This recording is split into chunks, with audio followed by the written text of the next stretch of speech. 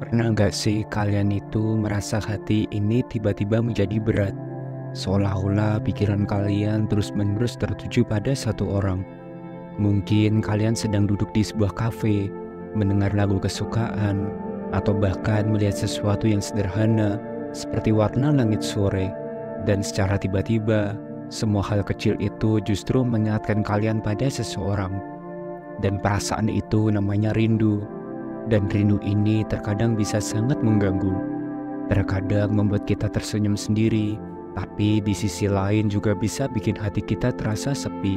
Tapi apakah kalian tahu, rindu itu bukan sekedar perasaan biasa. Di baliknya ternyata ada banyak proses psikologi yang menarik yang terjadi di dalam diri kita. Mulai dari bagaimana otak kita bekerja, hingga bagaimana hati kita itu merespon.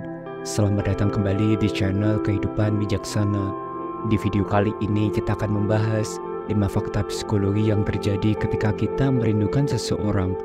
Dan kita akan bersama-sama mengungkap apa yang sebenarnya terjadi di dalam otak dan hati kita saat rindu itu hadir.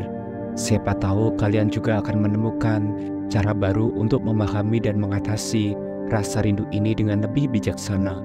Tanpa berlama-lama lagi, mari kita mulai pembahasannya. Yang pertama, otak menganggap rindu sebagai rasa sakit fisik. Pernahkah kalian merasa rindu yang begitu kuat sampai rasanya seperti ada sesuatu yang benar-benar hilang dari diri kalian? Ternyata perasaan ini bukan hanya imajinasi kita semata. Secara ilmiah, otak kita benar-benar merespon rindu dengan cara yang mirip seperti ketika kita merasakan sakit secara fisik. Saat kita merindukan seseorang, otak kita mengaktifkan area yang disebut anterior cingulate cortex dan insula. Kedua bagian ini adalah area yang sama aktif ketika kita mengalami rasa sakit secara fisik, seperti saat kita terluka atau merasa sakit di tubuh. Dan inilah mengapa rasa rindu bisa begitu menyakitkan. Secara literal, otak kita menganggapnya sebagai rasa sakit yang nyata, bukan sekedar emosi. Namun di sisi lain, rindu juga bisa memicu produksi dopamin, hormon yang membuat kita merasa senang dan bersemangat ketika kita memikirkan seseorang yang kita rindukan. Dan ini menciptakan perasaan campur aduk antara rasa sakit dan kebahagiaan yang membuat rindu menjadi begitu rumit dan mendalam. Rindu bisa membuat kita merasa dekat dengan orang yang kita sayangi, meskipun mereka berada jauh dari diri kita. Ini adalah cara otak kita mencoba mempertahankan ikatan emosional dengan orang tersebut, meskipun mereka tidak berada di sisi kita secara fisik. Dan mari kita lanjut ke pembahasan yang kedua, yaitu munculnya perasaan cemas. Pernahkah kalian merasa cemas atau gelisah ketika merindukan seseorang? Rasa cemas yang muncul saat rindu bukan hanya kebetulan, tapi ada penjelasan ilmiahnya. Ketika kita merindukan seseorang, terutama ketika kita tidak tahu kapan bisa bertemu lagi dengan mereka, otak kita merespon dengan cara yang cukup menegangkan. Otak kita mulai melepaskan yang namanya hormon kortisol, yang disebut sebagai hormon stres. Kortisol sebenarnya berfungsi sebagai alarm tubuh kita, memberikan sinyal ketika kita berada dalam situasi yang penuh tekanan dan ketidakpastian. Peningkatan kortisol ini memicu perasaan cemas ataupun gelisah. Kalian mungkin merasa jantung berdebar lebih cepat, pikiran kalian sulit untuk tenang, atau bahkan sulit untuk tertidur. Ini adalah respon alami tubuh kita terhadap stres, di mana otak berusaha untuk mempersiapkan diri menghadapi ketidakpastian dan ketidaknyamanan yang datang bersama rindu. Rasa cemas ini mencerminkan betapa besar arti seseorang dalam hidup kita, hingga ketidakhadiran mereka bisa memicu respon stres di dalam diri kita. Jadi meskipun rasa cemas ini tidak nyaman, itu juga menjadi tanda nyata bahwa hubungan tersebut sangat berarti bagi diri kita. Yang ketiga, koneksi emosional yang kuat. Ketika kita merindukan seseorang, rasa rindu itu seringkali menjadi petunjuk bahwa ada koneksi emosional yang sangat kuat antara kita dan orang tersebut. Rasa rindu bukan sekedar memikirkan orang secara acak, tapi merupakan cerminan dari ikatan emosional yang dalam yang kita miliki dengan mereka. Koneksi emosional yang kuat ini juga membuat kita merasa seolah-olah orang tersebut selalu hadir di dalam hidup kita, meskipun secara fisik mereka itu jauh. Perasaan ini bisa begitu intens hingga kita merasa seperti ada benang yang tak terlihat yang menghubungkan kita dengan mereka. Ini adalah salah satu cara otak kita untuk menjaga ikatan emosional tetap hidup Meskipun ada jarak atau waktu yang memisahkan, namun penting juga untuk diingat bahwa koneksi emosional yang kuat ini bisa menjadi pedang bermata dua. Di satu sisi, ia memberi kita rasa kebahagiaan dan kehangatan, tetapi di sisi lain, ia juga bisa membuat kita merasa lebih rentan dan tergantung secara emosional pada orang tersebut. Oleh karena itu, memahami kekuatan dan dampak dari koneksi emosional ini bisa membantu kita lebih bijaksana dalam menghadapi perasaan rindu yang kita alami. Yang keempat, motivasi untuk bertindak.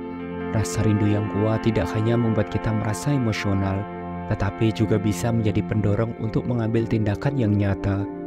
Ketika perasaan rindu sudah begitu mendalam, kita seringkali merasa terdorong untuk melakukan sesuatu, apapun itu, agar bisa merasa lebih dekat dengan orang yang kita rindukan. Secara biologis, otak kita merespon rasa rindu dengan mengirimkan sinyal-sinyal yang mendorong kita untuk bertindak. Ini adalah bagian dari mekanisme bertahan hidup kita, di mana otak kita secara alami ingin memulihkan keseimbangan emosional yang terganggu akibat ketidakhadiran seseorang yang penting. Ketika otak kita mendeteksi ketidakhadiran atau jarak dengan orang yang kita cintai, ia mengaktifkan pusat motivasi untuk mencari cara agar kita bisa merasa dekat kembali dengan orang tersebut. Salah satu cara umum yang mungkin dilakukan adalah melalui komunikasi. Ketika kita merasa sangat rindu, kita mungkin merasa terdorong untuk menghubungi orang tersebut, baik itu melalui pesan singkat, panggilan telepon, atau bahkan video call. Perasaan rindu ini bisa begitu kuat hingga kita merasa tidak bisa tenang sampai kita bisa mendengar suara mereka atau mengetahui kabar dari mereka. Ini adalah cara otak kita untuk mengurangi rasa rindu dan memulihkan koneksi emosional yang terasa terputus. Jadi saat rindu membuat kalian ingin bertindak, ingatlah bahwa ini adalah cara alami otak kita untuk mengatasi jarak emosional dan menjaga ikatan yang penting dalam hidup kita. Dan mari kita lanjut ke pembahasan yang kelima, yaitu menghidupkan kembali kenangan lama. Rindu bukan hanya tentang merasakan ketidakhadiran seseorang, tetapi juga tentang bagaimana otak kita bekerja untuk menghidupkan kembali kenangan-kenangan lama yang indah. Saat kita merindukan seseorang, otak kita seolah-olah berubah menjadi mesin waktu yang memutar ulang momen-momen bahagia yang pernah kita lalui bersama mereka. Kenangan yang dihidupkan kembali oleh otak ini seringkali sangat kuat dan detail. Kita mungkin teringat akan hal-hal kecil seperti tawa mereka, cara mereka berbicara, atau momen spesifik yang pernah kita lalui bersama, seperti perjalanan, percakapan mendalam, atau bahkan sekedar berjalan-jalan secara bersama. Kenangan-kenangan ini tidak hanya membuat kita tersenyum, tetapi juga memperkuat rasa rindu yang kita rasakan. Namun ada juga sisi lain dari proses ini. Terkadang mengingat kembali kenangan lama bisa membuat rasa rindu semakin dalam dan bahkan menyakitkan, terutama jika kita tahu bahwa momen-momen tersebut tidak dapat diulang lagi dalam waktu yang dekat. Meski begitu, otak kita tetap akan terus mencari cara untuk menghadirkan kembali perasaan positif yang terkait dengan kenangan tersebut, sebagai upaya untuk mengurangi rasa kehilangan yang kita rasakan. Dan itulah pembahasan kita hari ini, 5 fakta psikologi yang terjadi ketika kita merindukan seseorang. Dan ingatlah, rasa rindu memang bisa terasa kompleks dan kadang membingungkan. Tapi dengan memahami apa yang sebenarnya terjadi di dalam otak dan hati kita bisa lebih bijaksana dalam menghadapinya. Rindu bukan hanya tentang emosi, tetapi juga tentang bagaimana otak kita bekerja untuk menjaga koneksi dengan orang-orang yang kita sayangi. Dan bagaimana denganmu? Kalau kalian punya cerita atau pengalaman tentang topik yang sudah kita bahas, jangan ragu dan sungkan untuk berbagi di kolom komentar ya. Siapa tahu cerita kalian bisa menginspirasi yang lainnya. Terima kasih telah menyimak dan menonton video ini sampai akhir. Jangan lupa subscribe, like, dan share agar channel ini terus berkembang dan bisa memberikan pesan positif untuk semua orang. Sampai jumpa di video berikutnya. Salam bijak.